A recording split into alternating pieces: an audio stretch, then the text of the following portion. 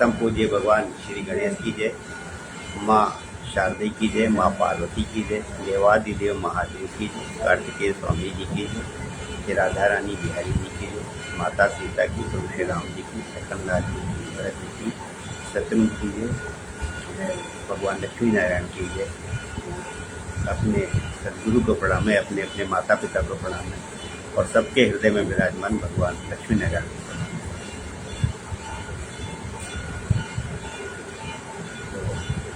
ठाकुर की खूब खूब खूब कृपा हम सब पे चल रही है, बरस रही है और सत्संग की गंगा में हम सब लोग डुबकी लगा रहे हैं और परम कल्याण के मार्ग पे चल रहे हैं हम लोग। आपके सत्संग में जो भी आपके कोई बिंदु उभर के आते हैं वो सत्संग को और सार्थकता प्रदान करते हैं। संग उसी से हमारा और ज़्यादा सफल होता है। तो पिछले हम जब इस सत्संग में चर्चा कर रहे थे और हमने कैसे भगवान से जो हमारी दूरी हो गई है वो दूरी कैसे ख़त्म हो, जो एक आवरण बीच में आ गया वो आवरण कैसे हटे और ईश्वर से हमारा जो है जो भेद हो गया है वो भेद दूर हो जाए। तो उसके बारे में बहुत सारे सिद्धांत, बहुत सारे नियमों पे हम चर्चा कर रहे हैं। हमने पहले चर्चा की कि हम दूसरों के साथ जब व्यवहार करते हैं तो क्या करना चाहिए, क्या नहीं करना चाहिए, और फिर हमने वो यम थे और फिर हमने नियम पे चर्चा करना शुरू करा कि हमको स्वयं जब अपने विषय में क्या नियम, क्या सिद्धांत का पालन करना चाहिए। तो मोटा मोटा हम सब लोग अगर समझ रहे हैं, सत्संग की गहराई में जा रहे हैं, तो ये चीज़ अब तक हम सब समझ चुके होंगे कि जो किसी भी बिंदु का, किसी भी सिद्धांत का जो शाब्दिक, जो सतही जो मीनिंग निकलता है, उससे ज़्यादा उसके अंदर हमें डुबकी लगाने की आवश्यकता होती है। जो सतह पर जो शाब्दिक उसका अर्थ हमें समझ में आता है, सामान्यतया सारे लोग उसका ही पालन कर रहे होते हैं, लेकिन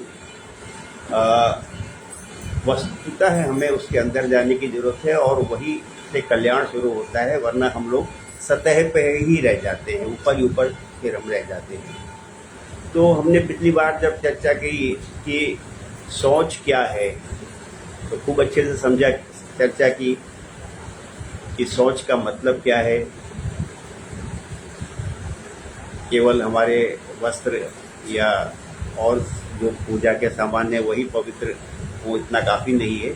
हमारा मन पवित्र हो, हमारा मन शुद्ध हो, उसका वास्तविक सोच का मतलब ये है। ऐसे जब हमने संतोष पर चर्चा की तो थोड़ा सा विवाद भी हो जाता है, क्योंकि हमारे अंदर जो बैठी बातें हैं, पुराने संस्कार, पुराने जन्मों के, इस जन्म के, जल्दी हम उससे बाहर निकल नहीं पाते हैं। तो अनादिकाल से इस संसार में महापुरुष हुए हैं।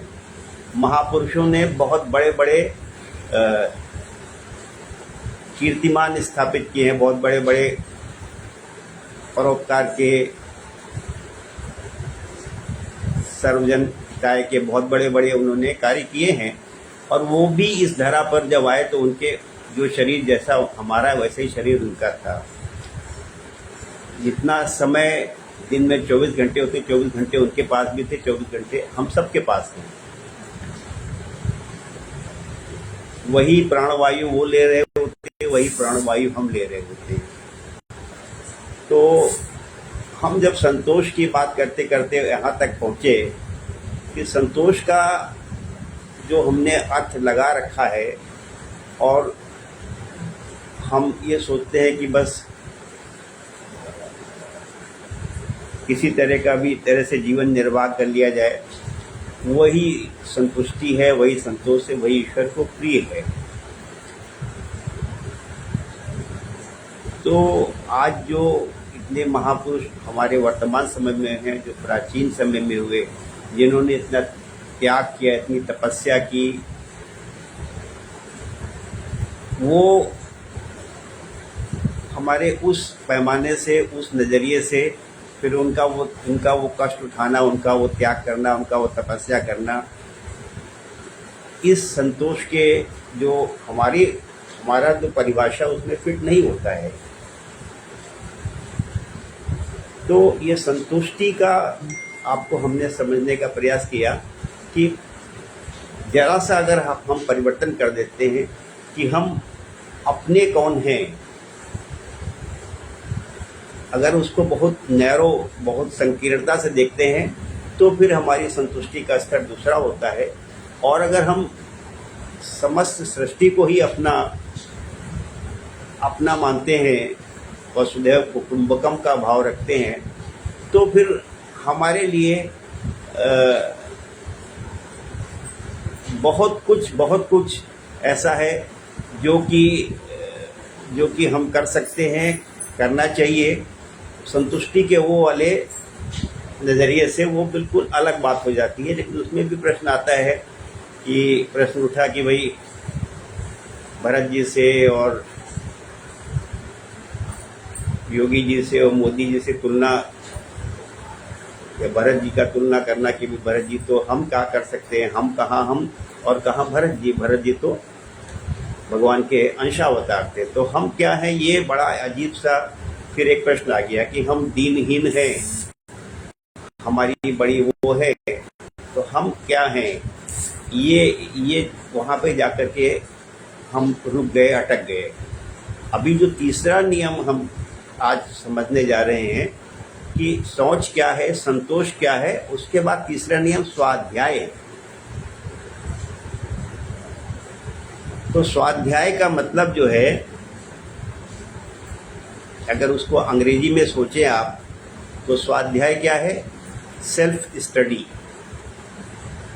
है ना। स्वाध्याय सेल्फ स्टडी करना, अगर उसको अंग्रेजी में हम सोचने की कोशिश करेंगे। और जो अगर अंग्रेजी की बात ना भी करें, कि स्वाध्याय को अगर हम जो हमारे जनमानस में, और विशेष रूप से सनातन धर्म को जो मानने वाले, हिंदू धर्म को जो मानने वाले, स्वाध्याय का मतलब क्या समझते क्या है। सेल्फ स्टडी करना, तो अगर आप उसको अंग्रेजी से समझना चाहें तो एक शब्द आता है सेल्फ स्टडी। कभी कहते हैं हम सेल्फ एम्प्लॉयड, कोई अगर आदमी कहीं नौकरी नहीं कर रहा है और खुद का काम कर रहा है तो कहते हैं वो सेल्फ एम्प्लॉयड है ना। फिर कह सकते हैं सेल्फ फाइनेंसिंग, कि कोई कहीं किसी आदमी ने कहीं से कर्जा लिया, लोन लिया, उधार लिया, और वो जो है बारोड कैपिटल से दूसरों से पैसा लेकर के कारोबार कर रहा है। लेकिन जो है कोई आदमी कहीं से पैसा उधार नहीं लेता है, वो अपना ही पैसे से, अपने साधनों से काम करता, कह सकते हैं सेल्फ फाइनेंसिंग है। ऐसे ही हम कह सकते हैं सेल्फ डिपेंडेंट, हम किसी और पे हमारी निर्भरता नहीं है, हम सब कुछ अपने ज़रूरत का अपने स्वयं कर लेते हैं, तो हम सेल्फ डिपेंडेंट हैं। तो जो तीसरा नियम है सोच, संतोष और स्वाध्याय का जो शाब्दिक अर्थ है वो हमारी समझ में यही आता है, और हम अनादिकाल से कर यही रहे हैं, स्वाध्याय कर रहे हैं। स्वाध्याय का मतलब हम क्या समझते हैं कि भैया हम किसी का और सत्संग प्रवचन सुनने नहीं जाएंगे, और हम खुद अपने घर में एकांत में बैठ करके और धार्मिक पुस्तकें पढ़ रहे हैं, गीता पढ़ रहे हैं, रामचरितमानस पढ़ रहे हैं, भागवत पढ़ रहे हैं, और सुबह शाम नियम से पढ़ रहे हैं, तो हम स्वाध्याय कर रहे हैं। और हम मतलब ये सत्संग जो हम लोग कर रहे हैं, और जो पुराने ज़माने में भी देखा था अपने से पहले की 2-3 पीढ़ियों को, और आज भी देख रहे हैं, ऐसी कूट के भावना हमके अंदर भरी हुई है कि अगर हम रामचरितमानस का या किसी भी धर्म ग्रंथ का पालन, या ये अध्याय या ये चैप्टर हम पढ़ते हैं, तो हमारा कल्याण हो जाएगा, हम तर जाएंगे। आज भी सब लोग, बहुत से लोग ऐसे ही कर रहे हैं। तो स्वाध्याय हर आदमी कर रहा है। हमने आपको 2-3 उदाहरण देके समझने की कोशिश की कि स्वाध्याय कि self financing, self dependent, self employed की तरह ही हम स्वाध्याय मानते हैं कि हम किसी और का सत्संग प्रवचन कहीं और सुनने नहीं जा सकते, नहीं जा रहे हैं। हम अपना ही स्वयं अध्ययन कर रहे हैं। हमको भी भगवान ने पढ़ने लिखने की सब कुछ शक्ति दे रखी है, और कहीं आना जाना तो ठीक है, लेकिन स्वाध्याय करना बहुत जरूरी है। तो स्वाध्याय है, जन्म पे जन्म बीतते जा रहे हैं, हम स्वाध्याय करते जा रहे हैं। तो जो शाब्दिक अर्थ है स्वाध्याय का, जनमानस में यही हो रहा है। तो जैसे हम शौच का मतलब समझते थे कि भैया अच्छे से हम स्नान करें, अच्छे से शुद्ध वस्त्र पहने, हमारे वस्त्र को कोई छू न ले, स्पर्श करने ले, पूजा की सामग्री को कोई छू न ले, स्पर्श कर ले, और तो हम तो मतलब वो उसी सिद्धांत पे चलने वाले थे कि भाई साहब राम राम जपना और पराय माल अपना, मुंह में राम बगल में छुरी। तो हमारे मन में मजा नहीं क्या क्या क्या क्या चलता रहता है। और जब भगवान जी कहते हैं कि भैया निर्मल मन जन सो मोहि पावा और मोहि कपट छल छिद्र ना भावा, तो वो निर्मल मन तो हमारा नहीं है। हम सारे ग्रंथ पढ़ रहे हैं, सारी शुद्धता, सारी सफाई रखी हुई है, खूब स्नान करके पवित्र नदियों में आ रहे हैं, लेकिन उधेड़ बिन पता नहीं कहाँ कहाँ की चलती रहती है। तो चाहे शौच से संबंधित नियम हो, चाहे संतोष से संबंधित नियम हो। अब जब हम कहते हैं कि भरत जी का क्या कहते हैं, भरत जी को कि विश्व भरण पोषण कर जोई, ताकर नाम भरत अस होई। तो हम कहते हैं भाई भरत जी तो राम के, भगवान के अंशावतार थे, कहाँ भरत जी, कहाँ हम क्या कर सकते हैं। फिर हमको बहुत से जो आज के भी उदाहरण है वो भी हमको कई बार कुछ लोगों से हम इत्तेफाक रखते हैं, कुछ लोगों को इत्तेफाक नहीं रखते हैं। जो विदेशी कंपनियां इस देश से पैसा लूट के बाहर ले जा रही हैं,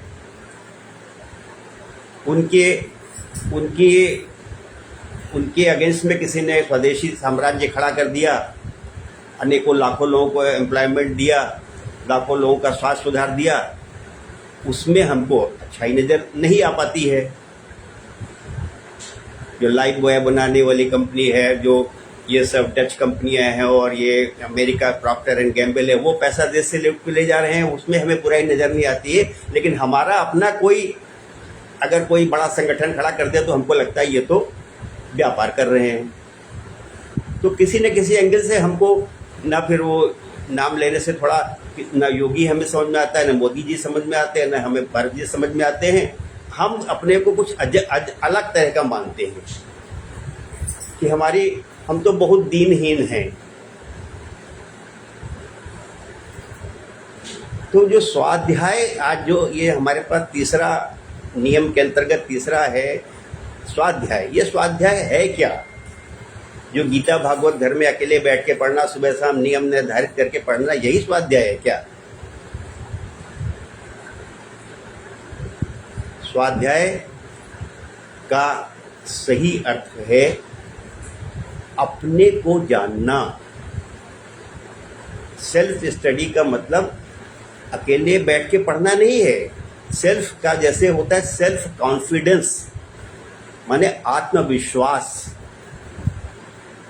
आत्मा को जानना, सेल्फ को जानना। यहाँ अकेले बैठ के पढ़ना नहीं है कि हम सुबह शाम कोई धर्म ग्रंथ अकेले पढ़ रहे हैं। यहाँ स्वाध्याय का मतलब है कि सेल्फ को समझना, अपने को समझना, अपने को जानना। कि इसीलिए आज का हमारा जो शीर्षक है वो है क्या हम जानते हैं कि हम हैं कौन। आज हम इसी पे चर्चा कर रहे हैं पूरी। क्या हम जानते हैं कि हम हैं कौन? तो अब ये हम हैं कौन में आप किसी से पूछोगे, कोई डॉक्टर होगा कहेगा मैं तो डॉक्टर हूँ, वकील कहेगा मैं वकील हूँ, इंजीनियर कहेगा मैं इंजीनियर हूँ, कोई किसी कॉर्पोरेट में किसी पद पे होगा बोले मैं जीएम हूँ, मैं चेयरमैन हूँ, कोई कहेगा मैं किसान हूँ, कोई कहेगा मैं व्यापारी हूँ। कोई कहेगा मैं लड़का हूँ, कोई कहेगा मैं लड़की हूँ, कोई कहेगा मैं तो बहुत दीनहीन व्यक्ति हूँ और मेरी तो कोई औकात ही नहीं, मेरी तो कोई बिसात ही नहीं है, मैं तो कुछ भी नहीं हूँ। कोई कहेगा मैं तो हाउस वाइफ हूँ, मेरा तो कुछ नहीं है। कोई कहेगा मैं भिखारी हूँ, कोई कहेगा मैं राजा हूँ। तो हम अपने को इसी रूप में पहचानते हैं और इसी रूप में दूसरों का परिचय देते हैं। तो अगर प्रश्न होता है कि हम हैं कौन, तो इतने सारे परिचय हमारे पास हैं और किसी न किसी एक परिचय से हम इतने ऑब्सेस्ड होते हैं कि हमको हर समय वही नजर आता है। मैं बहुत बड़ा व्यापारी हूँ, मैं बहुत बड़ा समाज सेवी हूँ, कोई न कोई हमने ऐसा बना रखा है और हम बड़े सिद्धांतवादी हैं। तो आज का प्रश्न स्वाध्याय पे ही आकर के अटक गया, रुक गया है। जहां से पिछले सत्संग में बात अटकी थी वहीं से आगे बढ़ रहे हैं कि भरत हम क्या कर सकते हैं। हम भरत जी तो भगवान के अंश अवतार थे, तो फिर हम हैं कौन?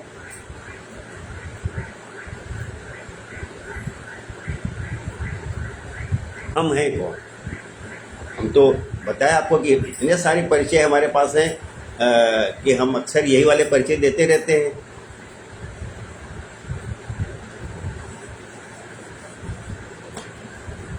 और स्वाध्याय का मतलब हम यही समझते हैं कि हमारे पास बहुत सारी छोटी छोटी पुस्तकें हैं, मोटी मोटी पुस्तकें हैं, वो हम पढ़ते हैं तो हम स्वाध्याय करते हैं,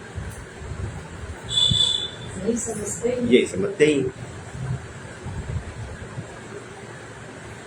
तो स्वाध्याय जो इसीलिए आपको हर बार ये बात आगे पीछे बार बार आती है कि आप शाब्दिक अर्थ पे मत जाओ, उसके अंदर उतरो, उसके अंदर झांको।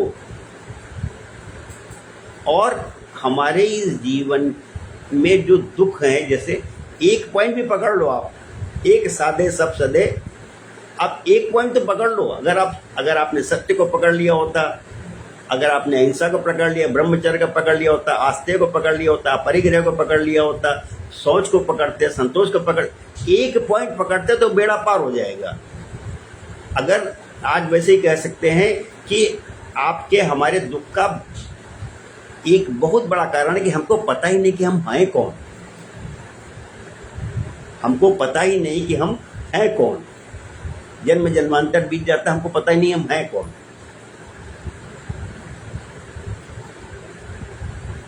तो इतने सारे जो आजकल के टाइम में अब तो बहुत पॉपुलर शब्द हो गया है और शायद बहुत अच्छा समय हो गया, 15, 20, 25 साल हो गए होंगे। पहले ये शब्द इतना पॉपुलर नहीं था। आज केवाईसी हर आदमी जानता है। केवाईसी हर आदमी जानता है। जो किसी फाइनेंशियल इंस्टीट्यूशन में काम करता है वो तो जानता ही जानता है।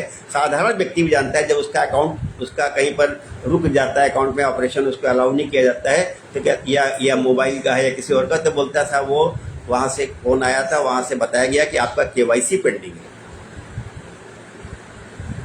आपका केवाईसी पेंडिंग है। बड़ा पॉपुलर हो गया है। तो केवाईसी का शब्द का फुल फॉर्म तो सब लोग जानते ही हैं, know your customer. Know your customer. तो आज केवाईसी तो जो जिनको जो किसी कारपोरेट में है उनको तो पता है, और जो इनका होना होता है उनको पता है कि मेरा केवाईसी नहीं हो पाया है, इसलिए मेरा यह काम रुका हुआ है। लेकिन केवाईसी से पहले अनादिकाल से एक शब्द जहां से केवाईसी को कॉपी किया गया है, जहां से केवाईसी की तुकबंदी की गई है, वो शब्द ओरिजिनल कुछ और था। और जो हम आज ये स्वाध्याय की बात कर रहे हैं, वो स्वाध्याय का मतलब वो था। तो आध्यात्म में या हमारे कष्टों का, हमारे दुखों का कारण या हमारी समस्याओं के निदान उस प्रश्न में डिपेंड कर से जुड़ा हुआ है कि केवाईसी नहीं, नो योर कस्टमर नहीं, no thy self. No thy self, इसको इंग्लिश में समझना चाहोगे तो कहते हैं नो योर सेल्फ, अपने को जानो। हु एम आई, मैं कौन हूं, हम हैं कौन। भरत जी तो अंशावतार थे, हम हैं कौन। तो अगर ये पता चल जाए तो ये जो जिनके पास असीम क्षमताएं हैं, उनके पास भी 24 घंटे होते हैं, उनके पास भी वही प्राणवायु होती है, उनका शरीर भी 2 हाथ 2 पैर होते हैं, वो असंभव को संभव कर जाते हैं। और हम इसलिए नहीं करना चाहते हैं, करने के सोचते कि हम सोचते हैं हम तो बड़े दीनहीन हैं, हम कुछ कर ही नहीं सकते हैं, क्योंकि हमने इस प्रश्न को समझने की कोशिश नहीं की, या हमने बताया ना कि बहुत सारे अपनी पहचान पहले से बना रखी है। मैं रिटायर्ड आदमी हूँ, मामूली आदमी हूँ, किसी तरह से गुजर बसर कर रहा हूँ, रोज ये करता हूँ, रोज ये करता हूँ, रोज ये करता हूँ, रोज ये करता हूँ। मैं फलाने बैंक में, मैं फलाने इंश्योरेंस कंपनी में, किसी में मैं ये पोजीशन पे हूँ, ये पद पे हूँ, मेरा तो ऐसे। तो हमने अपने को कभी जानने के बाद हमारे पास समय नहीं है, और जो हमारे इर्द गिर्द जो बनाया गया माहौल बनाया गया, वो भी यही बनाया गया है कि स्वाध्याय का मतलब क्या है, हम हैं कौन, हु एम आई। ये अगर कहीं लिखा मिले, कहीं पढ़ा बहुत से लोगों ने होगा, लेकिन उसको वो पढ़ने से घबराते हैं, उस शब्द को पढ़ने से घबराते हैं, या कई बार सोचते हैं ऐसा कैसे हो सकता है, ऐसा कैसे हो सकता है। और कुछ लोग, जो लोग उसको अपना लिए हैं, वो उनके अंदर अहंकार बहुत आ जाता है, उनके अंदर अहंकार बहुत आ जाता है। फिर वो कुछ भी मतलब कुछ भी लोगों के साथ व्यवहार करना शुरू कर देते हैं, कुछ भी अन्याय करना शुरू कर देते हैं, क्योंकि वो सोचते हैं कि मैं तो ये हो गया हूँ। तो आप जाइए वहाँ पर शांति कुंज में, तो शांति कुंज में आप जाइए तो आपको लिखा हुआ मिल जाएगा कि शांति कुंज में आप जाइए, लिखा हुआ मिल जाएगा। वहाँ पे एक पूरा भवन बना हुआ है, उसमें लिखा हुआ है, वहाँ पे कई सूत्र लिखे हैं। ये सूत्र आपको समझ में आते हैं नहीं आते हैं, आप पढ़ के वही किनारा कर देते हैं। वहीं पे लिखा हुआ है, सब जगह लिखा है, लेकिन शांति कुंज में भी हमने देखा पढ़ा है, हमने सुना सब में। एक शब्द होता है अहम ब्रह्मास्मि, अहम ब्रह्मास्मि, सो अहम, शिवो हम। तो ये शब्द कुछ लोगों ने सुने हैं, लेकिन उन शब्दों को जिन्होंने अपनाया है, उनका व्यवहार गलत रास्ते पे चला गया, उनके अंदर अभिमान बहुत आ गया, वो अपने को जगत का स्वामी समझने लगे। मैं ब्रह्म हूँ तो मतलब फिर मैं अब तो सब कुछ कर सकता हूँ। वो दूसरे भाव में ब्रह्म को ले गए, और बाकी लोग सोच के भी घबराते कि ऐसा कैसे हो सकता है कि मैं ब्रह्म हूँ। सो हम, मैं वही हूँ, मैं ही ब्रह्म हूँ। सो हम शिवो अहम ब्रह्मास्मि। तो ये शब्द जो पूछ रहे, जो बात उठती है कि हम कौन, हम क्या है, तो वो हम का जवाब कोई सुनना नहीं चाहता है, और जो सुनता है उसको दूसरे अर्थ में ले लेता है। लेकिन सहमति कितने लोगों की है, ये बड़ा मुश्किल प्रश्न है। तो ये जो बातें हैं, ये हमने पहले भी कई बार की है और आगे भी कई बार करते रहेंगे, क्योंकि यही सत्संग है, यही सत्संग है। अगर आपको जिस दिन ये क्लियर हो गया, तो उस दिन बहुत से प्रश्नों का समाधान हो जाएगा कि हम हैं कौन, हु एम आई।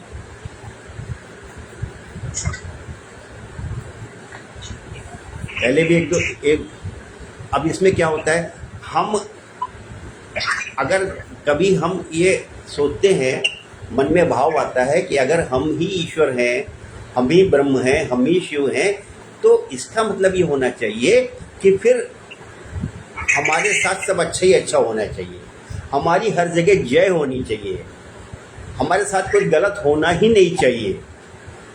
फिर हम इसलिए उस परिभाषा को, इस सिद्धांत को इसलिए नकार देते हैं कि हम ब्रह्म कैसे हो सकते हैं, हम शिव कैसे हो सकते हैं, हम वही कैसे हो सकते हैं। इतने तो मेरे जीवन में कष्ट हैं, इतनी तो परेशानी, इतनी तो पराजय, इतनी असफलता मुझे मिली हुई है, इतनी मेरे अंदर दुर्बलताएं हैं कि मैं कैसे शिव हो सकता हूँ, मैं ब्रह्म कैसे हो सकता हूँ। ब्रह्म का मतलब तो ये है, शिव का मतलब तो ये, ईश्वर होने का मतलब तो ये है कि मेरे जीवन में सब अच्छा ही अच्छा हो, जो मैं चाहता हूँ वो हो, सब सारा संसार मेरे अधीन हो, सब मेरी उंगलियों में नाचे, मेरी कभी पराजय न हो, मेरी सदा जय हो। तब तो हम ब्रह्म अपने को मानेंगे, तब तो हम अपने को ब्रह्म मानेंगे। वरना ये क्या, हम पता नहीं कितनी कितनी यातनाओं से, कितने परेशानियों से हम गुजर रहे हैं, हम ब्रह्म कैसे हो सकते हैं। तो इसलिए परिभाषा हमको समझ में आती नहीं, सिद्धांत समझ में आता नहीं है।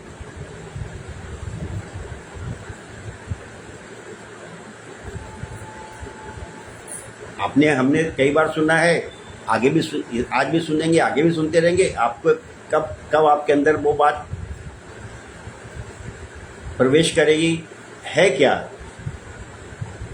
कि जब तक आपके अंदर स्वीकारोक्ति नहीं होती, जब तक आपके अंदर जब तक उसको आप स्वीकार नहीं करते हो, तब तक उसका प्रभाव जितना अच्छा होना चाहिए वो नहीं होता है। अगर आप नहीं स्वीकार करोगे तब भी प्रभाव होगा, लेकिन तब स्लो होगा। लेकिन जिस दिन आप सिद्धांत को स्वीकार कर लोगे, मान जाओगे, सहमत हो जाओगे, उस दिन से उसका प्रभाव अलग तरीके से होगा। तो हम अभी स्वीकार ही नहीं कर पा रहे हैं, हम इस चीज से सहमत ही नहीं हो पा रहे। ये परिभाषा हमारे गले के नीचे उतरती नहीं है। तो लाख श्लोक लिखे हों और हमने तो बताया कि हम तो तब मानेंगे अपने को ब्रह्म जबकि सब कुछ मेरी सारी बाई हो सके, सब कुछ अच्छा अच्छा हो सके, तब अपने को हम ब्रह्म मानेंगे।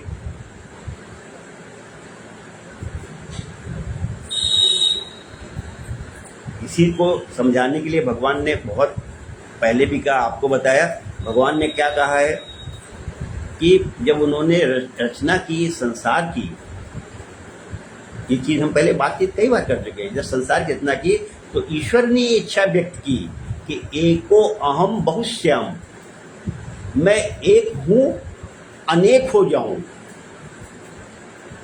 मैं एक हूं अनेक हो जाऊं। तो ये छांदोग्य उपनिषद है, उसमें सामवेद में छांदोग्य उपनिषद है, उसमें ये शब्द आया है कि तदैक्षत बहुश्याम प्रजा येति तत्तेजो असृजत, तत्तेज ऐक्षत बहुश्याम प्रजा येति तदोपसृजत। उस परम ब्रह्म परमात्मा ने संकल्प किया, मैं एक हूं, मैं अनेक रूपों में प्रकट हो जाऊं। तो आप इस जो मूल है, जहां से सृष्टि आरंभ हुई है, उस शब्द को, इस सेंटेंस को, इस श्लोक को या तो सुना नहीं, या सुना है तो आपके अंदर वो बात प्रवेश नहीं कर पाती है। आप अपने को, अपनी आइडेंटिटी, अपना पहचान आपने पता नहीं अपने हिसाब से सबने अलग अलग बना रखा है। वही एक ब्रह्म जो है वो अनेक रूप में प्रकट हो गया, और अनेक तभी हो पाता है जबकि कहते हैं ना कि करोड़ों की व्यक्ति है लेकिन थंब विब्रेशन सबके अलग अलग होते हैं, फेस सबका अलग अलग होता है, तो वो विभिन्नता तो उसकी सृष्टि में शामिल है, तभी वो अनेक हुआ है। एक से अगर प्रोटोटाइप होता है, जैसे किसी मशीन से कोई सामान निकलता है, और बताया पहले भी बात कर चुके हैं कि मशीन से निकले और सामान की भी एक आइडेंटिफिकेशन, उसका भी एक नंबर दे दिया जाता है, चेसिस नंबर, इंजन नंबर दे दिया जाता है, सब कुछ एक जैसा होता है, फिर भी उसको एक नंबर दे दिया जाता है।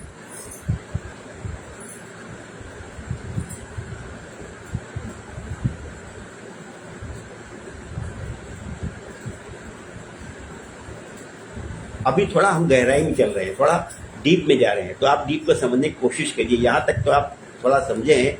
अभी एक श्लोक हमने पहले भी सुनाया आपको, आज श्लोक फिर सुनिए, फिर समझिए। ये भगवान की सृष्टि, भगवान की लीला समझ जाए तो बड़ी सरल है, वरना काफी जटिल है, काफी कॉम्प्लेक्स है, काफी भ्रम उत्पन्न होता है।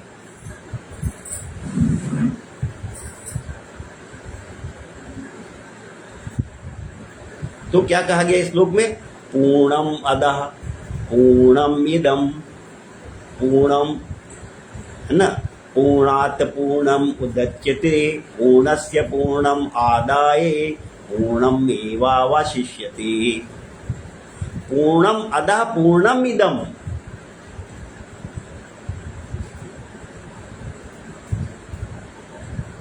वो पूर्ण है। पूर्णम अदः पूर्णम इदम। अब इसमें देखिए क्या हो गया, आप समझने की कोशिश कीजिए। दोनों बातें कही जा रही हैं, दोनों बातें कही जा रही हैं। अदः माने वो और इदम माने ये है। वो और ये दोनों पूर्ण हैं।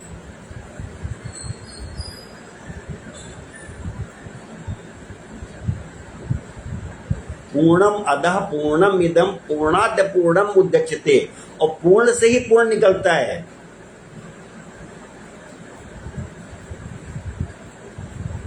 पूर्णम अदः पूर्णम इदम, पूर्णस्य पूर्णम आदाय पूर्णात् पूर्णम उदच्यते। तो पूर्ण से पूर्ण निकलने के बाद भी पूर्ण बचता है। अब इसमें हम जो आपको समझना चाह रहे हैं, इस श्लोक को आप हमेशा याद रख सकते हो कि इस संसार में बाह्य रूप से आपको, जैसे पहले बताया आपको कि सबके फेस आइडेंटिटी, सबके थंब इंप्रेशन सबके अलग अलग होते हैं, वैसे बाह्य रूप से आपको विभिन्नता दिखेगी, अनेकता दिखेगी। दो दिखेंगे, अनेक दिखेंगे, लेकिन आंतरिक रूप से सब एक हैं।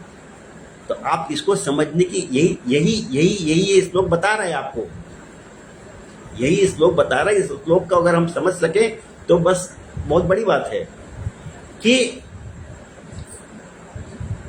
जो आपको बहुरूपता दिख रही है, जो विविधता दिख रही है, वो बाह्य विविधता भी रहेगी, और बाह्य विविधता के बावजूद भी आंतरिक आपको एकता की अनुभूति करनी है। बाह्य बहुरूपता के बावजूद भी अंदर सबके एक ही है, अंदर सबके एक ही है। हमने कई बार इस चीज को सिद्धांत से समझा है कि सबसे जो पृथ्वी जल अग्नि वायु आकाश है, उसमें से प्राण वायु, सबके शरीर अलग अलग हैं। राजा भी बैठा है, उसका सेवक, उसका चपरासी भी बैठा है। उस स्थान पे जो प्राणवायु, जो ऑक्सीजन वो ले रहा है, वही ऑक्सीजन उसका नौकर भी ले रहा है। उसी एक ऑक्सीजन के रुक जाने से वो राजा की भी मृत्यु हो जाएगी और वो नौकर की भी मृत्यु हो जाएगी। कहां से अलग हो गए आप? कौन सा राजा, कौन सा नौकर? मैं बॉस हूं, मैं मालिक हूं, ये मेरा नौकर है।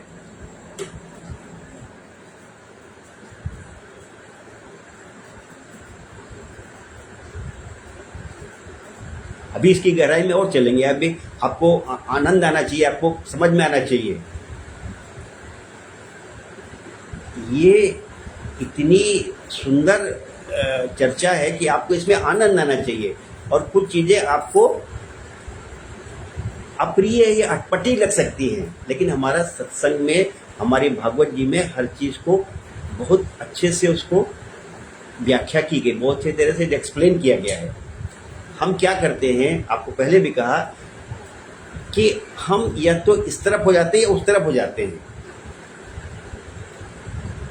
हम तो या इस तरफ हो जाते हैं या उस तरफ हो जाते हैं, और तभी सब गड़बड़ हो जाता है, तभी सब गड़बड़ हो जाता है। हमको बाह्य बहुरूपता का भी सम्मान करते हुए आंतरिक एक रूपता को अपनाना पड़ेगा, अपनाना चाहिए हमको।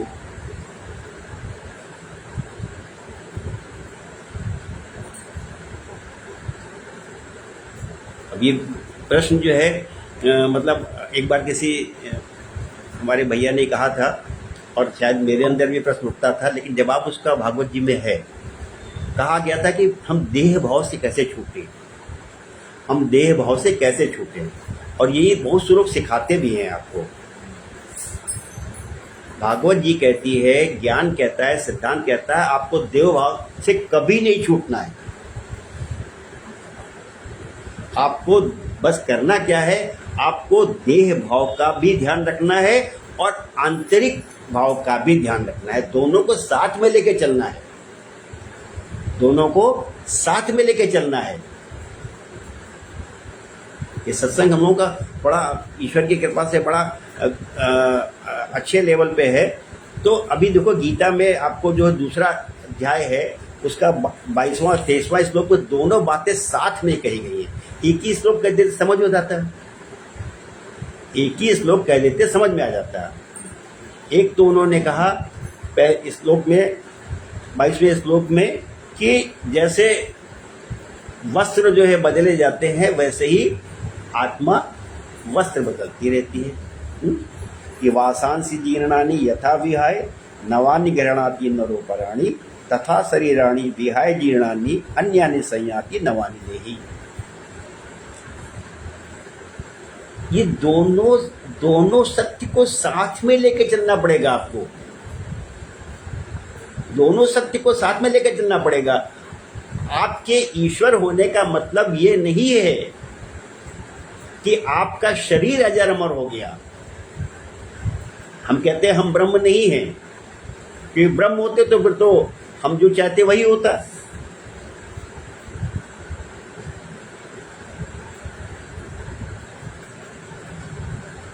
और नेक्स्ट श्लोक में क्या कह दिया कि नैनम छिंदन्ति शस्त्राणि नैनम दहति पावका ना चैनम क्लेदयंत आपो न शोषयति मारुता।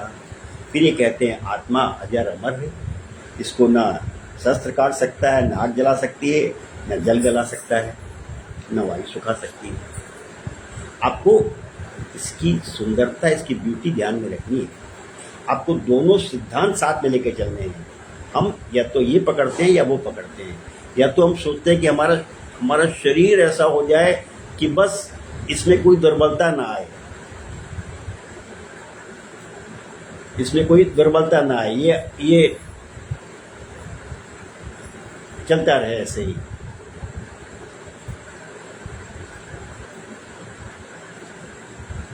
जो भगवान ने गीता में कहा, जो भगवत में कह रहे हैं, आपको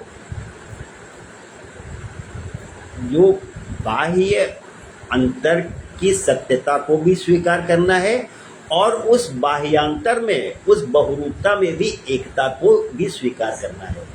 दोनों चीजों को स्वीकार करना है। तो जब आप कहते हैं कि हु एम आई, मैं कौन हूं, तो अगर उसका उत्तर कहा जाता है कि मैं ब्रह्म हूं, मैं ही शिव हूं, मैं वही हूं, तो उसका तात्पर्य क्या हुआ? उसका तात्पर्य, उसका अर्थ ये हुआ कि जो एको अहम बहुश्यामी, एक ईश्वर जब बहु हो गया है तो हम वही हैं, हम वही है। और हमारी जो आत्मा की शक्ति है, जो आत्मशक्ति है, जिसको विल पावर बोलते हैं, हमारी विल पावर जितनी स्ट्रांग होगी, पहली बार तो इस सिद्धांत को हम स्वीकार करते हैं कि नहीं स्वीकार करते हैं, और जिन लोगों ने इस सिद्धांत को स्वीकार कर लिया उनकी विल पावर, उनकी आत्मशक्ति, जो सिद्धांत स्वीकार नहीं करते उनमें जमीन आसमान का अंतर होता है। तो हम तो पहली बार ये सिद्धांत को स्वीकार नहीं करते हैं, लेकिन अगर स्वीकार कर सकेंगे तो इसका मतलब हो गया कि हमारी विल पावर जो है, हमारी जो आत्मशक्ति है, वो फिर बिल्कुल अलग होगी। लेकिन इसमें दोनों बातें गीता में भी कही गई हैं, आपको पहले भी हमने बात की है कि आप और हम कभी कंफ्यूज ना हो।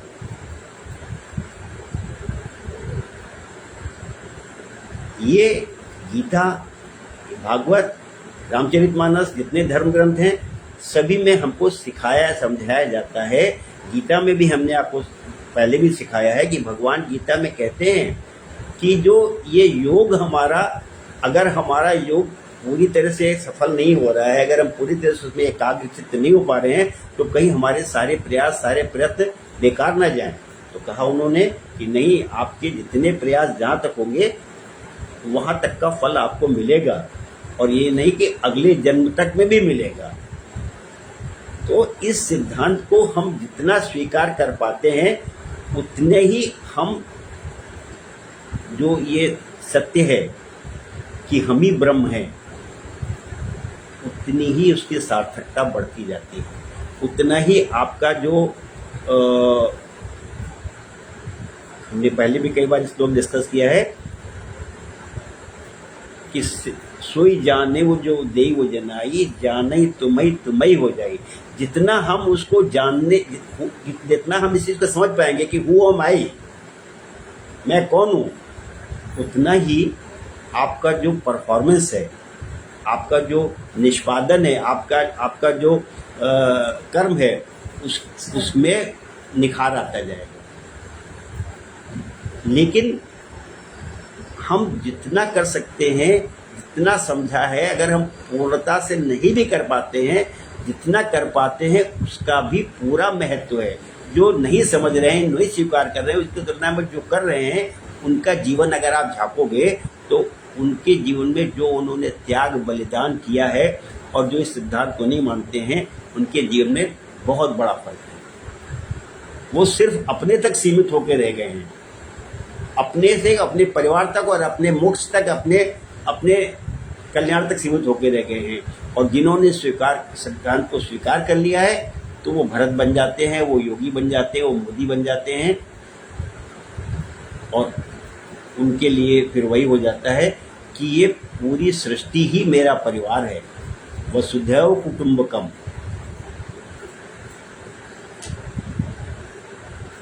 तो जो ये सेल्फ स्टडी का जो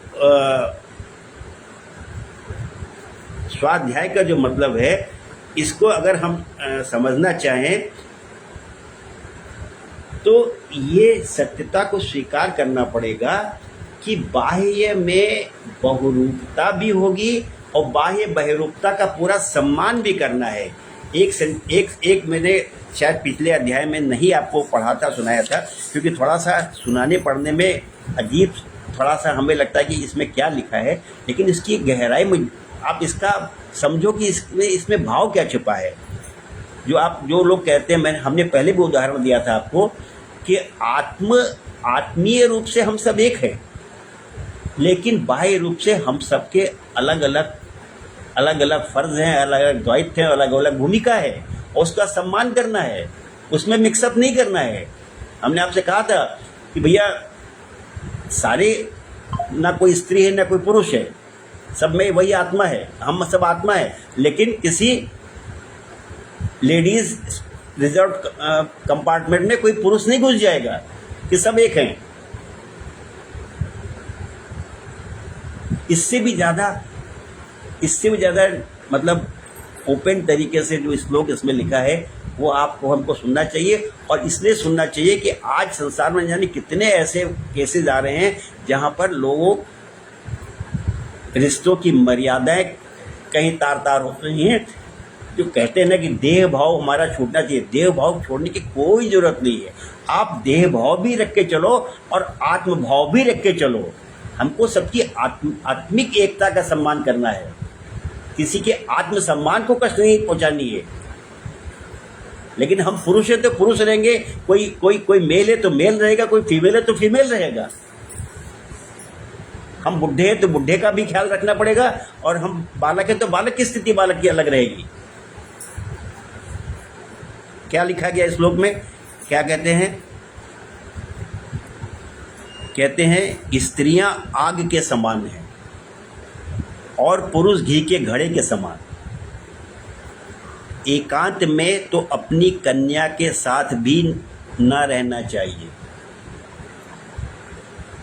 एकांत में तो अपनी कन्या के साथ भी न रहना चाहिए। जब वो एकांत में ना हो तब भी आवश्यकता के अनुसार उसके पास रहना चाहिए। ये केवल हमको आपको समझाने की, मतलब इससे नज़दीकी रिश्ता कोई नहीं हो सकता है, इसलिए पुत्री का उदाहरण लेकर, कन्या का उदाहरण लिखा गया है। तो जो कहते हैं हमको देह भाव ना हो, देव भाव ना हो, इसका मतलब ये नहीं है कि जो हमको शरीर प्राप्त हुआ है उस शरीर को हम सोचे कि हम तो आत्मी हैं, हम कहीं नंग दड़ंग घूम सकते हैं, हम तो आत्मा हैं। बहुत से लोग इसका अर्थ निकालते हैं हम तो नंग दड़ंग घूम सकते हैं। बहुत से लोगों, बहुत से संप्रदाय में, बहुत से पंथ में, बहुत से मजहब में नंग दड़ंग घूमने का भी रिवाज है। भागवत कहती है ऐसा नहीं करना है आपको।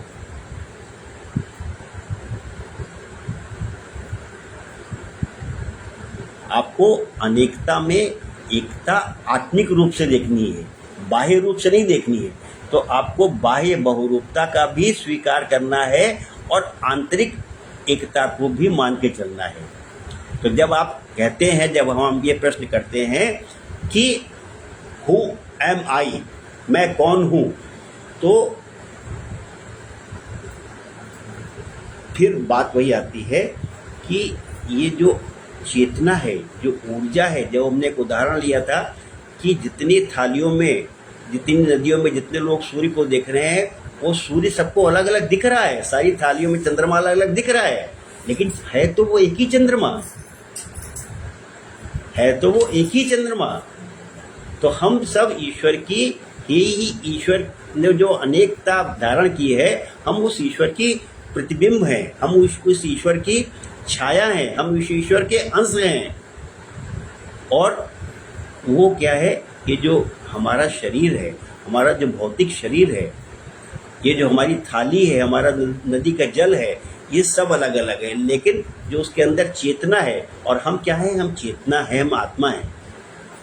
तो हम अगर अपने को आत्मा मानते हैं तो हमारी क्षमताएं असीम हो जाती हैं।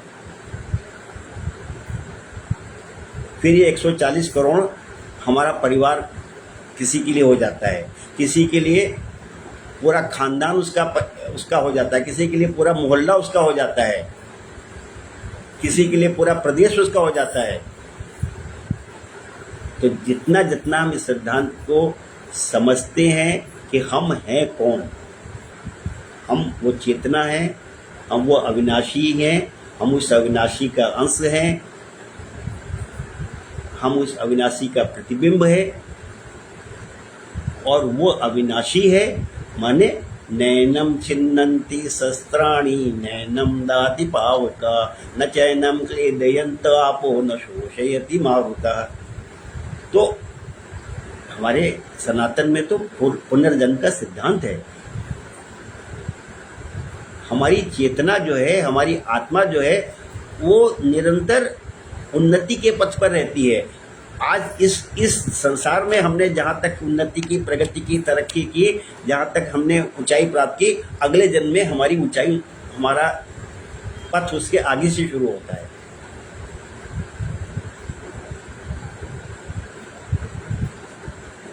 तो इसलिए आप और हम इस चीज़ से भी घबराएं नहीं कि मैं क्या कर सकता हूँ। Something is better than nothing. कुछ कुछ कर सकते हो, कुछ नहीं से कुछ तो कर सकते हो, अपना दायरा कुछ तो बढ़ा सकते हो। किसी से छीनना नहीं, किसी का हक नहीं मारना है। यहाँ तो देना है, यहाँ तो पाना नहीं है, यहाँ देना है। और आप क्या कर सकते हो, ये उत्तरोत्तर क्रमशः है आपके अंदर विकास आएगा। एकदम से कोई, ये जो मशीनें भी होती है ना, ये धीरे धीरे स्टार्ट होती हैं। First gear, second gear, third gear, fourth gear. किसी रोटेटर में अगर चाल आती है तो धीरे धीरे चाल पड़ती है, मशीन रुकती भी है तो धीरे धीरे रुकती है। तो हम में हाथ में कैसे हो सकता है कि एकदम से सब कर लेंगे? हम भी धीरे धीरे आगे बढ़ेंगे, और जितना कर पा रहे हैं, जितना कर सकेंगे, something is better than nothing. कुछ तो कर सकते हैं। तो हम भरत के तरह से विश्व भरण पोषण कर जो ही नहीं कर सकते हैं, भरत वही हैं, हम भी वही हैं। लेकिन ईश्वर ने जिसने जो मैग्नीफाइंग ग्लास जितने स्थिर कर रखा है, जिसने थाली जितनी ज़्यादा रोक रखी है, उसको प्रतिबिंब उतना ही अच्छा नजर आएगा। जिसका जल ज़्यादा हिल रहा है उसको प्रतिबिंब बिल्कुल नजर नहीं आएगा। जिसका जल थोड़ा कम हलचल कर रहा है उसमें थोड़ा क्लियरिटी आएगी। जिसका बिल्कुल जल रुका हुआ है, जो जल बिल्कुल रुका हुआ, प्रतिबिंब और अच्छा नजर आएगा। बट है वही, तो हम हैं सब वही, बट हमारा कंसंट्रेशन, हमारी स्वीकारोक्ति, हमारी एक्सेप्टेबिलिटी कितनी है, उतना ही हमारे अंदर विस्तार आएगा, उतना ही हम निष्पादन कर पाएंगे, उतना ही हम परफॉर्म कर पाएंगे। तो जिस दिन हम इस चीज़ को समझ पाएंगे कि who am I, real sense में स्वाध्याय वही है। धार्मिक ग्रंथ पढ़ते रहना, पढ़िए, खूब पढ़िए, लेकिन उससे ग्रहण तो करिए, उसके अंदर शिक्षा क्या है। खाली पढ़ना काफ़ी नहीं है, दोहराते रहना काफ़ी नहीं है, उसका अर्थ अंदर आत्मसात होना चाहिए कि हु एम आई, मैं कौन हूँ। इस प्रश्न से, इस बिंदुओं से घबराहट होती सुन करके, मैं ब्रह्म हूँ, कहने में डर लगता है मैं ब्रह्म हूँ, लेकिन सत्य ही है। पर सत्य की स्वीकारोक्ति हमारे पास जैसे जैसे बढ़ती जाएगी, वैसे वैसे ही जो है हमारा बदलाव आता जाएगा।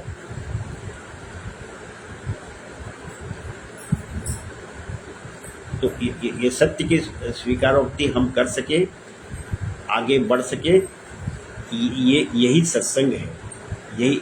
और जो स्वाध्याय है, अगर हम अपने को समझ सकें तो सारी बातें, फिर इसका आगे विस्तार बहुत से, क्योंकि ये हरि अनंत, हरि कथा अनंता, इससे जुड़ के और से बहुत से आगे पीछे बात आएंगे। अगर हम ब्रह्म हैं तो सामने वाला भी ब्रह्म है। इसीलिए अहम ब्रह्मास्मि शिवो अहम सो हम कहते हैं, तो तत्त्वमसि भी कहते हैं, तुम भी वही हो, तत्त्वमसि। तो तत्त्वमसि करते हुए हमको बाह्य रूप का भी ध्यान रखना है। जो जैसा उसके साथ गुरु है तो गुरु जैसा व्यवहार करना है, शिष्य है तो शिष्य के जैसा व्यवहार करना है। गुरु है तो गुरु के हमें चरण स्पर्श करने हैं, और शिष्य है तो शिष्य हमारे चरण स्पर्श कर सकता है। हम शिष्य के चरण स्पर्श नहीं करेंगे।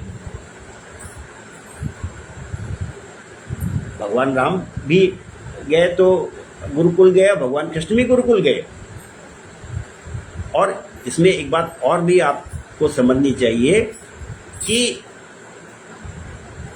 जो हमारा भौतिक शरीर है, जब जिनको आप भगवान मानते हैं, वैसे तो हम सब भगवान के अवसर की चर्चा हमने की है, लेकिन जब भगवान के जो तथाकथित अवतार को हम कहते हैं, तो जब इस धरा पे भगवान राम आए, वो भी अपने धाम को वापस गए। जब भगवान कृष्ण आए तो वो भी अपने धाम को वापस गए। वो गोलोक गए, वो साकेत धाम गए, और जैसा किया था वैसा उनको भी अंजाम स्वीकार करना पड़ा, कर्मफल स्वीकार करना पड़ा। आप कहते हो हमारी हमेशा सदा जय हो, हमारी कहीं पराजय न हो। वो बहेलिए का तीर लगा और भगवान कृष्ण जो है चले गए, अपने धाम चले गए। राजा दशरथ ने जो किया था, राजा दशरथ को उसके परिणाम भुगतने पड़े। तो जब भगवान इस धरा पे आते हैं तो उनका भी जो भौतिक अगर अवतरण होता है तो भौतिक गमन भी होता है उनका। आत्मिक रूप से वो सर्वत्र हैं और आत्मिक रूप से हम सब वही हैं जो वो हैं। सो अहम शिवो अहम सच्चिदानंदो अहम। तो ये जो वहाँ पर लिखा है, जो यहाँ पर सिद्धांत लिखे हैं, शांति कुंज में जाइए, सब शिवो अहम सच्चिदानंदो अहम, ये पढ़ के बड़ा, जब हमारा लेवल वो ऐसा नहीं होता तो बड़ा असहज हो जाते हैं कि ये क्या क्या लिखा हुआ है, शिवो अहम सच्चिदानंदो अहम। लेकिन जैसे हम लोग ये समझते हैं कि हम ब्रह्म का रूप हमारे अंदर है, सबके अंदर है, तो हमको वैसे कर्म भी तो करने चाहिए, वैसे विचार भी तो लाने चाहिए मन में। हाँ, नहीं, यही तो पॉइंट आपने अच्छा उठाया। यही पॉइंट को तो मैं कह रहा था, आपने उसको और विस्तार से समझने की कोशिश की है कि इस सिद्धांत को हम पहले तो स्वीकार ही नहीं करते हैं ना। जैसे जैसे आप स्वीकार करते जाओगे वैसे वैसे आप में परिवर्तन, हम में परिवर्तन आता जाएगा।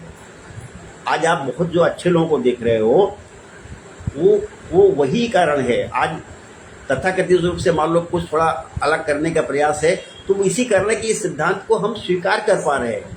तो जैसे जैसे इस सिद्धांत को स्वीकार करेंगे वैसे वैसे आपके व्यवहार में परिवर्तन आता जाएगा।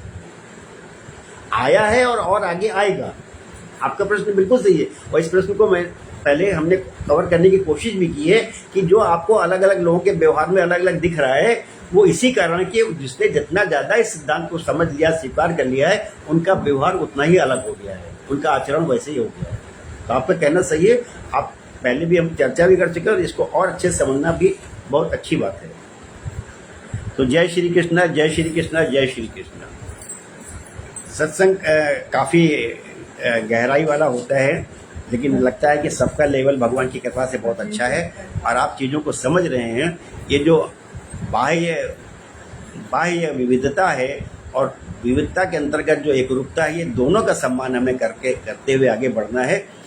और वस्तुतः हम उस ऊर्जा के, हम अनंत ऊर्जा के, अनंत शक्ति के ही हम प्रतिबिंब हैं, और जो वो कर सकता है वही हम कर सकते हैं। सोई जाने वो जो देव जनाई, जाने तुम्हें हो जाए। इसमें एक बात आपको हम और क्लियर कर सकते हैं। आज अक्सर हम कहते हैं कि साहब जो है माता जिसे बुलाती है वो दौड़े दौड़े आते हैं, जो करवाता है वो करवाता है, अगर नहीं हो पा रहा, इसके पीछे भी एक इसके पीछे भी एक कारण है, तर्क है। हम लोग कई बारी जब कोई काम नहीं कर पाते हैं तो हम बड़ा तर्क दे देते हैं कि साहब भगवान नहीं चाहता था भी ऐसा काम हो, जब उसकी इच्छा होगी तब हो जाएगा। ये सिर्फ पलायन का एक रास्ता है। वो जो कहा जाता है कि जो हुआ वो भगवान ने किया कराया, वो इसलिए कहा जाता है ताकि हमको अहंकार न उत्पन्न हो। पुराने ज़माने में जब ये लक्ष्मी जो कल्चर था, कोई किसी के यहाँ मिल जाता था, बोलते थे, और रामचरितमानस में कहे, नाथ सकल संपदा तुम्हारी, मैं सेवक समेत सुत नारी। कोई आता था, कहते थे किसके बच्चे? साहब आप ही के बच्चे हैं। इसका अर्थ मतलब क्या होगा कि उसने बच्चे पैदा किए हैं? इसका अर्थ मतलब क्या निकालोगे आप? ये सम्मान के लिए है, आपके अंदर अहंकार ना पैदा हो, इसलिए है। तो जो आप करो वो भगवान को अर्पण कर दो। हम नहीं कर पाते तो एक बहाना ढूंढ लेते हैं कि भगवान चाहता नहीं था अभी ऐसा हो। ये सिद्धांत जो पकड़ते हैं, फिर वो उनके लिए सत्संग सारा निरर्थक हो जाता है। उनको एक पॉइंट मिल जाता है कि साहब भगवान चाहता नहीं था अभी ऐसा हो, फिर तो ज्ञान की, सिद्धांत की, भागवत की, गीता की कोई मतलब ही नहीं है।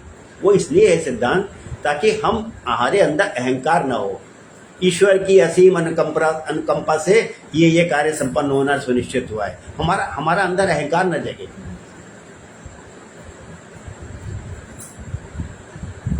जय श्री कृष्ण, जय श्री कृष्ण, जय श्री कृष्ण। चलिए, भाभी जी ने तो अपनी बात आज बढ़िया से सत्संग में स्वतः ही पूछ ली, तो अच्छा लगा। सत्संग यही सार्थक है। नब्बेता जी जुड़े थे, लग रहा है डिस्कनेक्ट भी हो गए। चलो करिए, प्रखर भैया कुछ बात रखिए अपनी।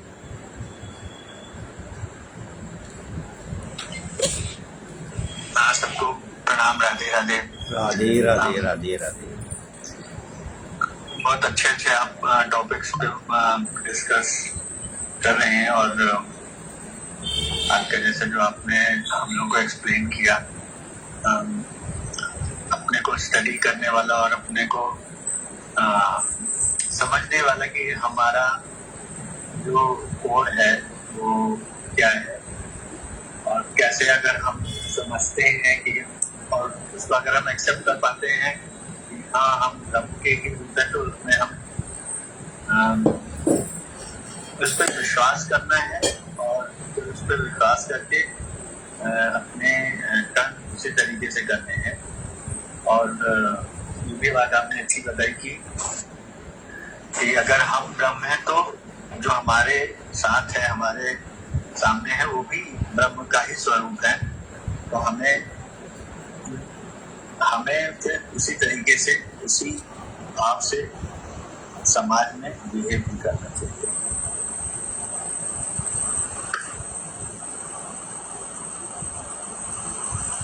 चलिए, ठाकुर की खूब कृपा हो हम सब पे, और हम सब लोग ऐसे ही मतलब यहाँ तक की यात्रा हम लोगों की ये बहुत सुंदर यात्रा है।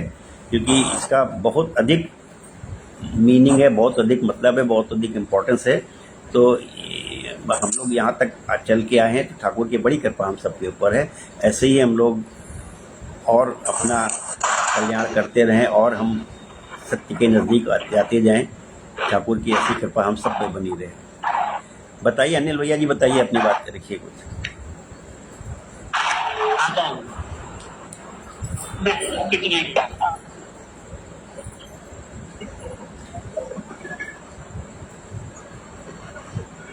नहीं नहीं, सत्संग देखिए सार्थकता तभी होती है जब आपके अंदर सहमति या असहमति कुछ भी होगी, जब बिल्कुल खुल के होगी तभी सत्संग की सार्थकता होती है और तभी उस सत्संग से और गहराई में जाने का अवसर प्राप्त होता है। इसलिए बिल्कुल खुल के बात रखिए। असहमति है, सहमति है, दोनों व्यक्त करनी चाहिए।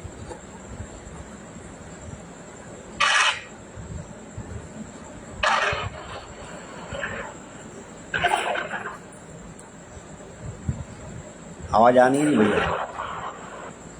आवाज आ नहीं रही? नहीं, तुम्हारी नहीं आ रही आवाज। आ रही। अच्छा, तुम्हारी कुछ कहना चाहोगे और?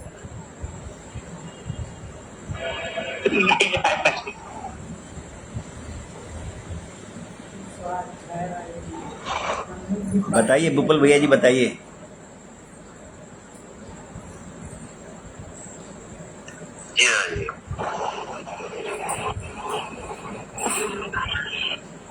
सत्संगी अच्छा तो है ही है।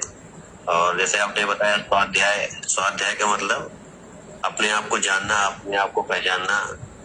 वो एम आई नो योरसेल्फ। तो भगवान की इच्छा ये को हम बहुत तो भगवान ने इच्छा करके भी हम बहुत, हम तो मतलब अपने को बहुतों लोगों में बहुत एक से अनेक होने का मतलब, एक से अनेक होने का उन्होंने इच्छा की। और उसी इच्छा के लिए सारा जगत और सारा प्राणी मात्र बना है। तो हम शरीरधारी हो गए हैं तो हम शायद उस चीज को भूल गए हैं कि हम भगवान के अंश हैं। ये भगवान से ही हम निकले हुए हैं। तो उस चीज को बार बार पुनरावृत्त करके याद करना ही तो अध्याय है कि अहम ब्रह्मास्मि, हम भगवान ही के ही अंश हैं, हम भगवान के ही अंश हैं। हम शरीरधारी जरूर है, भगवान ने शरीर दिया हुआ है, लेकिन शरीर के अंदर जो एक आत्मा भी रखी है, शरीर के अंदर जो चेतना है वो चेतना है ईश्वर ही है। तो हमको हमेशा याद रखना है कि हम ब्रह्म, हम चेतनधारी है, तो वो चेतना ईश्वर की है। जिस दिन वो चेतना शरीर से निकल गई तो शरीर का कोई मतलब नहीं रहेगा, क्योंकि आत्मा तो अजर और अमर है। तो उसने अपना वस्त्र बदला, यानी अपना शरीर बदला। वो आत्मा यहाँ से निकल के किसी दूसरे शरीर में प्रवेश कर गई। इसको शायद बहुत ही अच्छे से माना जाता है कि जब आत्मा किसी और शरीर से निकल कर ना होके भगवान में ही जाके जब समाहित हो जाती है तो वो मोक्ष की परिभाषा में आ जाता है कि वो मोक्ष हो गया। तो हमें आंतरिक रूप से तो हम ईश्वर के ही अंश हैं, बाह्य रूप में हम ईश्वर के बहुरूपता का प्रतीक है। और शरीर तो नाशवान है, बट उसमें स्थिर जो आत्मा है वो अविनाशी है। तो हमें ये थोड़ा हमें सदैव स्मरण रहना चाहिए कि हम उस अविनाशी ईश्वर के अंश हैं। बहुत अच्छे से एक्सप्लेन किया, कुछ चीज़ें बहुत अच्छा एक्सप्लेन किया, बहुत बढ़िया किया एक्सप्लेन, अच्छा किया। बताइए आशा जी, आप बताइए क्या कुछ भी आपको बोलो। राधे राधे। आत्मा है, शुद्ध पवित्र आत्मा है।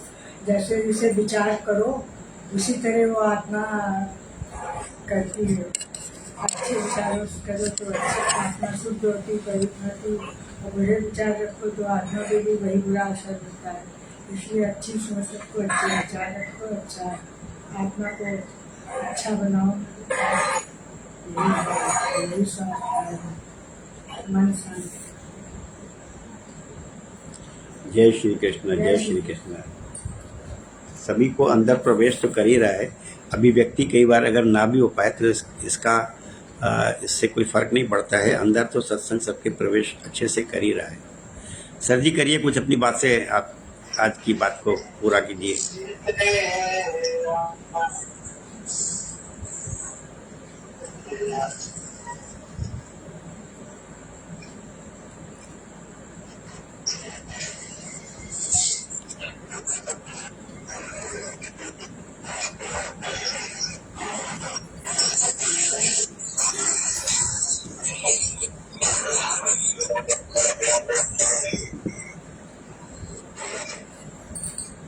बड़ा अलग लेवल की बातें हो रही है, क्या बात कर रहे हैं इसमें? है सर? है। आवाज आ रही है? आ रही है। अंदर लगा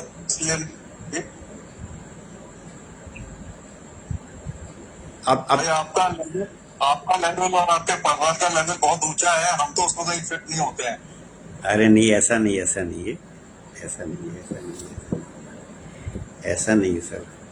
बाकी जो आपने बताया वो बड़ी गूढ़ चीजें हैं और बड़ा टाइम लगेगा उसको समझने में, और उसको इम्प्लीमेंट करने में तो हो पाएगा नहीं हो पाएगा ये मुझे नहीं मालूम। ये ब्रह्मांड, जो ब्रह्मांड है ना, ऐसे बहुत सारे ब्रह्मांड है। अगर आप ऊपर से देखेंगे तो ये ब्रह्मांड जो अपना जो पृथ्वी है ना, वो एक पीनट दिखेगा आपको। जी। उस पीनट के हम एक पार्ट है। जी। और ब्रह्मांड ने सबको, मतलब सब में वो दिया हुआ है, क्या कहते हैं, चेतना दी हुई है, सब में चेतना दी हुई है। सिर्फ इंसान की चेतना ऐसी है जो अच्छा और बुरा में भेद कर सकती है, और उस भेद को जो अपने लिए यूज कर रहा है वो नरक में जा रहा है, और जो सबके लिए यूज कर रहा है वो स्वर्ग का वासी है। बहुत बढ़िया सर, बहुत अच्छा सा आपने एक उसका सूत्र जो आपने किया, एक्सप्लेन किया, बहुत अच्छे से कर दिया। और उसका निचोड़ सार यही है, अगर ये निचोड़ सार ही हम लोग निकाल सकें तो भी बहुत मतलब यही है ही है, उसका निचोड़ सार यही, इससे अलग कुछ हो ही नहीं सकता है। बहुत बढ़िया समझ किया सर आपने। जो मैं समझता हूँ नहीं, बहुत अच्छा समझ किया सर आपने शुरुआत कुछ की थी, लेकिन जो आपने जो उसका निचोड़ प्रस्तुत किया वो सब कुछ आपने कह दिया। बहुत बढ़िया सर। और जो गिविंग है, दो तरह के लोग हैं इंसान में,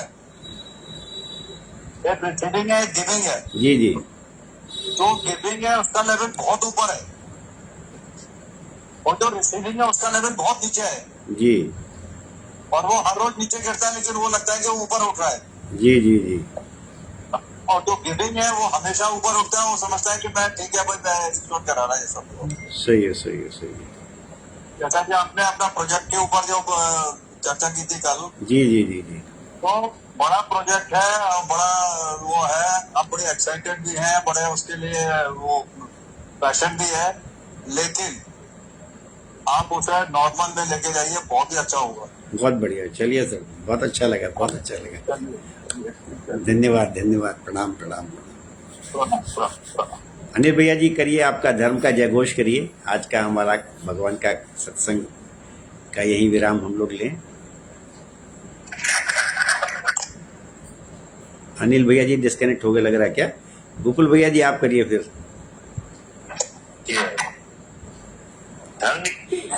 जय हो। अनिल भैया जी करिए।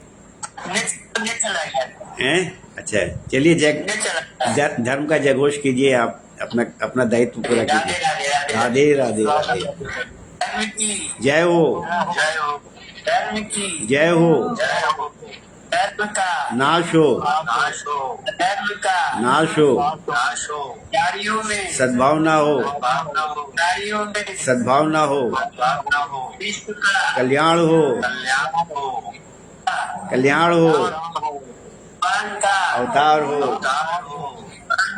अवतार हो।